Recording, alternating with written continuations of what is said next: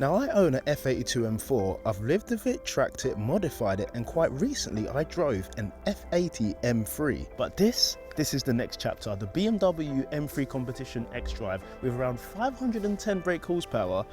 This is BMW taking a slightly different approach. So today's video isn't just about how good it is, but more about if it's finally time for the older BMW owners to upgrade to this.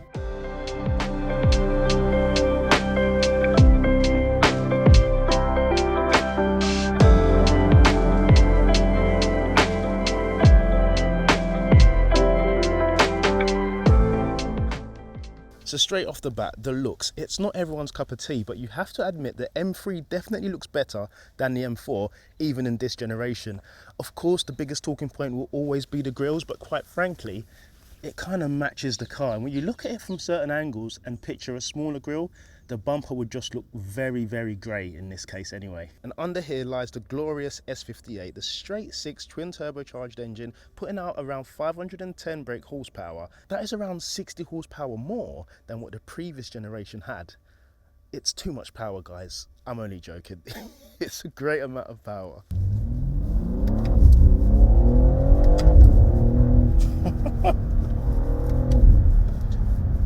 Raw.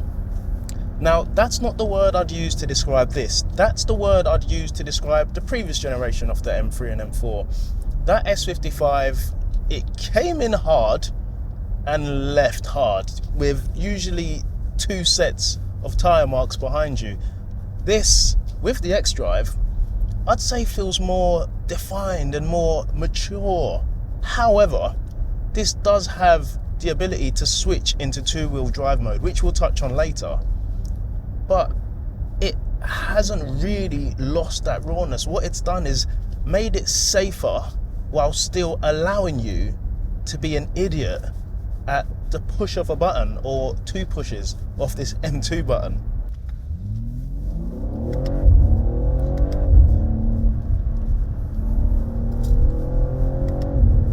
Now, of course, this is a new car, so if we're gonna compete with cars of old in terms of noise, it's never really gonna win. Now, of course, there's options like the M Performance titanium exhaust upgrade, but once you really get used to it, you probably don't mind it so much. It, of course, can be a tad annoying, and it's never gonna sound better than any car previously. However, I'd take this over the previous gen, knowing that without that sound, I'm still able to have a car that gives me all the performance that I require, while still, as I mentioned, double tapping this M2 button, waking the car up and making it feel like I am actually driving this thing. However, 4-wheel drive sport is a different ball game. So when pushing on, this thing grips. It of course has xDrive, and it has 3 drivetrain modes. You have 4-wheel drive, which is the normal day-to-day cruise, 4-wheel drive sport, which wakes up the 4-wheel drive and pushes more of the bias towards the rear, I believe. And then you have 2-wheel drive, which means you're driving an old school BMW, not a better BMW, just an old school one. And quite frankly, 4-wheel drive sport at times makes the car feel like it's 2-wheel drive. Now, it's been quoted and noted, for that matter, that the bias of this xDrive system is more on the rear, and you can feel that, especially if you decide to slacken off the traction control. I personally think on the road, this is all you need. You don't need any more or any less.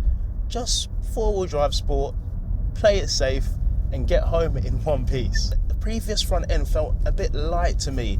This, again, with the front wheels being driven, doesn't understeer.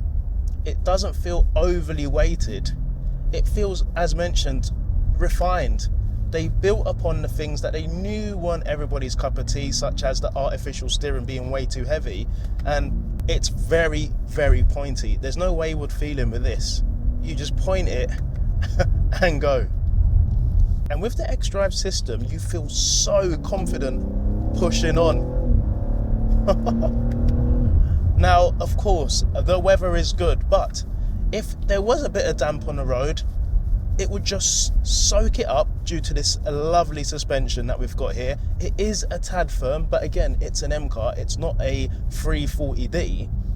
So quite frankly, I think this chassis has, I don't want to swear, but it has pooed all over the previous one. Of course it's a heavier car, but day to day you don't notice that. When pushing on, I haven't noticed that because again, I'm not taking this out on the track.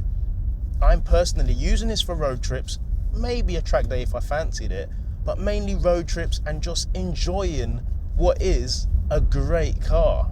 And when you do switch it into rear wheel drive mode, which I can do just by pushing the button, the first thing you notice is it finds grip way quicker than the previous generation. Now, in my M4, for example, DSC off, rear wheel drive mode, putting my foot down, again, weather dependent, but if all the conditions were great, it would dig and go, but it wouldn't be as easy as this, if I can use that word. 500 horsepower, rear wheel drive mode, foot down, turbo's building up, no sliding, no traction intervention at all.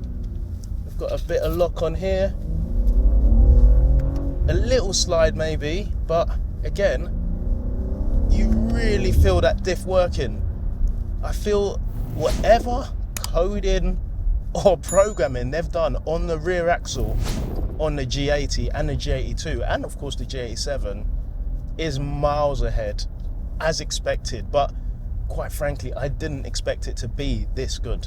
And the previous F8X owners know, that's your M2, M3, M4 owners, a little qualm that we've always had is, or I've had anyway, when you turn a car on, it defaults to, I think, sports steering, sports dampers and efficient throttle, which doesn't add up at all. This starts off in the smoothest of everything, comfort, comfort, comfort, as it should, which means when you press your M1 button, it goes into sport, and when you let go, or you press it again rather, it goes back into comfort. And daily driving this is a breeze. Now, of course, it has got drive logic, which means you can adjust how the gear shifts when you leave it in drive. And apart from hearing that S58 hum along, you would not know that you're driving an M3. It is a proper usable day to day.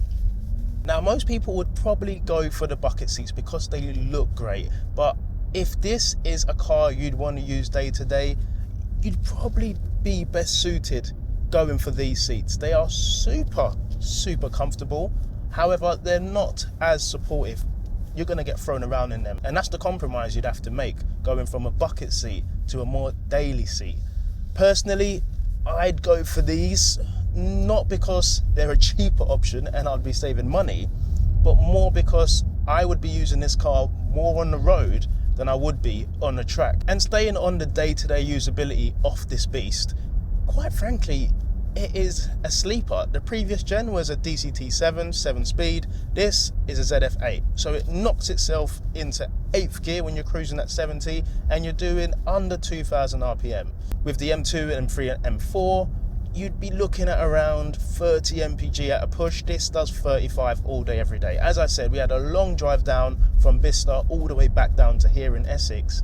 And when I got out, after cruising, again, cruise control set, 36.5 mpg, and that was at 70, not at 65, at 70 miles an hour.